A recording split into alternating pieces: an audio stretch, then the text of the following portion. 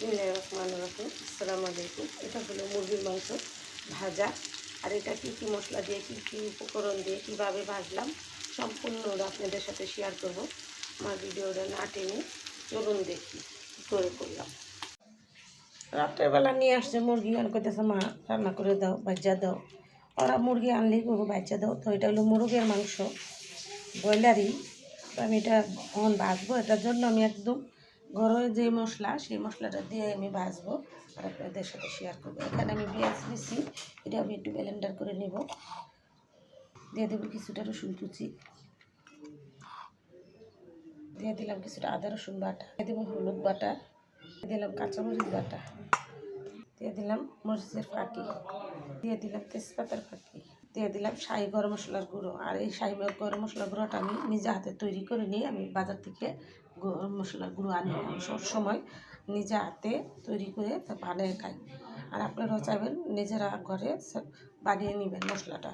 দিয়ে দিব একটা টমেটো, আদা পাকা কাঁচা, একদম মেডিসিন ছাড়া টমেটো, এটা দিয়ে দিব কেটে। তো এটা দিয়ে আমি ব্লেন্ডার করে নিব। ফিরে আসবো 2 মিনিট পর। গরম মশলাটা এখানে ব্লেন্ড করা হয়ে গেছে। মাংসটাতে এখন আমার পরিমাণ মতো লবণ দিয়ে নিব। আর এই সম্পূর্ণ মশলাটা আমি এখানে দিয়ে দেব। পাটা যাদের আছে তারা বেটে নেবেন, ব্লেন্ডার না থাকলে। আর ব্লেন্ডার থাকলে তো কোনো কথাই নেই। দেখেন একদম সুন্দর একটা মশলা হয়ে গেল। মশলাটাতে আর কোনো ভেজালই রইল না, সব নির্ভেজাল মশলা। তখন মশলাটা দিয়ে এখানে মাংসটা ফুল মাখা হয়ে গেছে। দেখেন গায়ে গায়ে মাংসটা মশলাটা লেগে গেছে। আমি এখন ভেজে নিব। আমার তেল এখানে আমি কড়াইতে তাওয়াতে তেল বহাই দিছি, সামান্য করে তেল দিছি, বেশি তেল দিই নেই, তাহলে চিটে আসবে। আর সবসময় আমি চুলা কমিয়ে রান্না করি।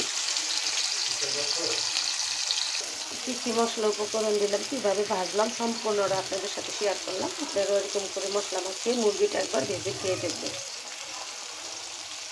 একদম তেল কম দিয়ে আমি সবসময় রান্না করি। এখানে একদম তেল কম দিছি। এটা হয়ে গেছে, আমি দিয়ে দিব।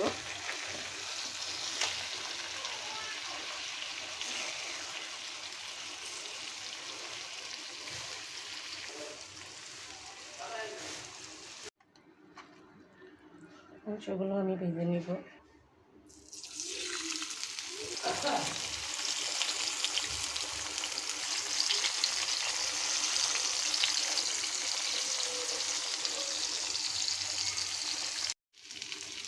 তো মুরগিটা আমার ভাজা হয়ে গেছে, এখন নামিয়ে নিব। আমি কী কী মশলা উপকরণটা ভাজলাম সম্পূর্ণটা আপনাদের সাথে শেয়ার করলাম। এর আমার ভিডিওটা না টেনে দেখবেন। আর এরকম সুস্বাদু মুরগি ভাজা করে খাবেন, দেশি নিজে হাতে বানানো মশলা দিয়ে। আর নতুন নতুন ভিডিও পেতে আমার সাথেই থাকবেন। আমি যাই কিছু করি আপনাদের সাথে শেয়ার করি। তো আমার ভিডিওটা যদি ভালো লেগে থাকে অবশ্যই আমার পাশে থাকবেন।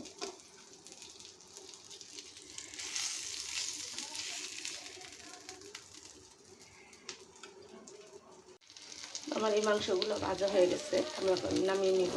চুলাটা অন করে দেব। দেখেন কত সুন্দর ভাজা হয়েছে।